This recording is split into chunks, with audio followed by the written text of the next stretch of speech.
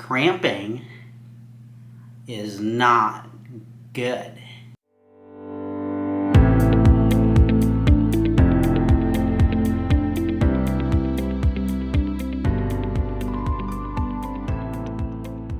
Alright everybody, welcome back to the Runner's Desk. This is your host Junior here, and thanks for joining me. This week I'm going to be talking about some new stuff going on with Brooks. So we're going to be talking about the latest Brooks Adrenaline GTS today. But first, let's talk about a few other shoes that are getting some changes here. Number one is the Hyperion Max. So no real major change here. There's some new colors that might be floating around. I'll put some pictures of some that I've seen. I don't actually see them on the Brooks' website, so where you'll find these, I'll see if I can find a link and put it in the description for you. But obviously I've seen them, and I will post the pictures for you up in the video here. But that's what's new in the Hyperion Max. There's some new colors. That's a cool shoe, very high-end performance shoe at $170. But it does have their DNA Flash, which is their very durable, very well cushioned and lightweight material. If you would like me to do a more in-depth video on the Brooks DNA Flash midsole material that is found on several of their shoes, or just the DNA material in general, like what you can find on the Glycerin and Glycerin GTS.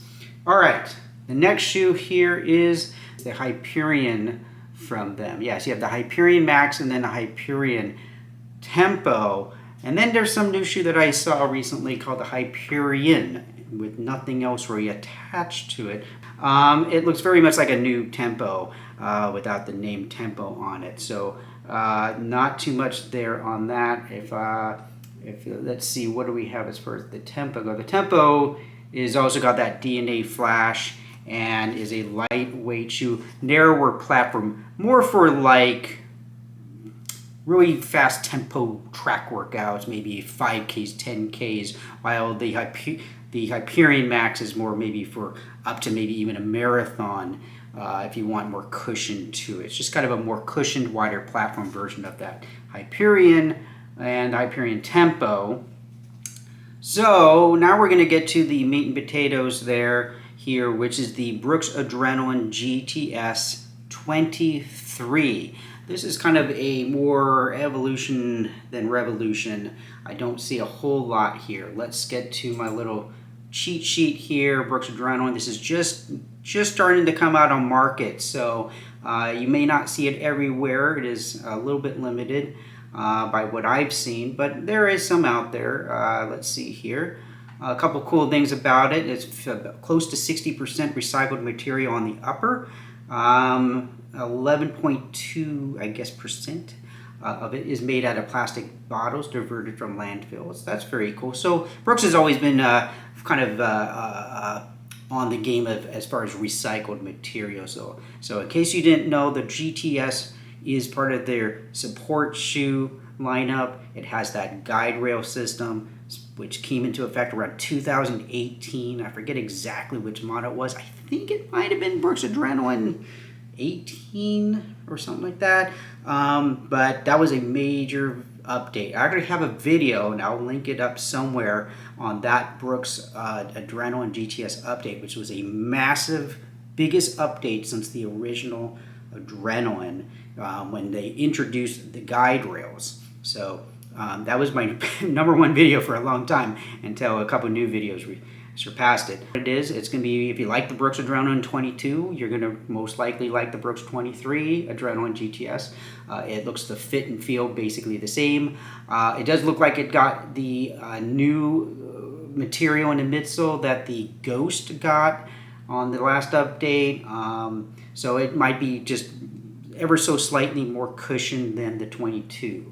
Other than that, it looks, like I said, very, very similar. I think my only thing is with the Brooks Adrenaline is just the midsole drop. The cushioning in the forefoot, at the ball of the foot from the heel, the heel height is 12 millimeters, and I'm just not a crazy fan of someone who, that high of a heel. I would love to see them kind of drop that down back to like a 10. I've been running in the Asics Nimbus 25, and I can really feel the difference from there to what I think is the most closest shoe, which is the Hoka Clifton, which has a 5mm drop, and I can personally really feel the difference between the 5mm drop on the Clifton and the 8mm on the Asics Nimbus. Now we're going to get to my favorite shoe I've been looking forward to on this one to talk about, and that is the new Brooks Cascadia 17, to the update to the Cascadia 16.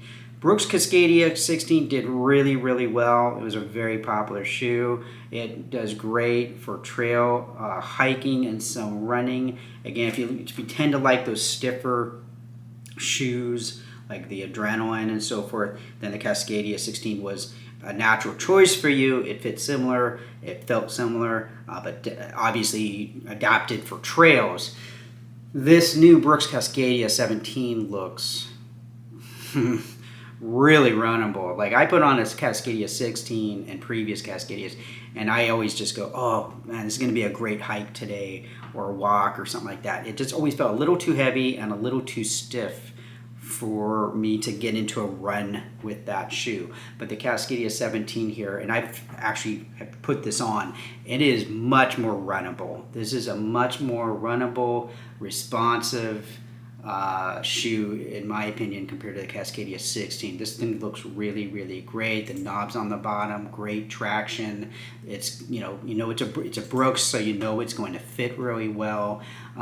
Just like the Adrenaline, by the way, no price change here. They're both staying at $140, which is really great. Yeah, this new Cascadia, of all the new Brooks, I'm most excited about. It looks really great. It looks much more runnable, much more responsive.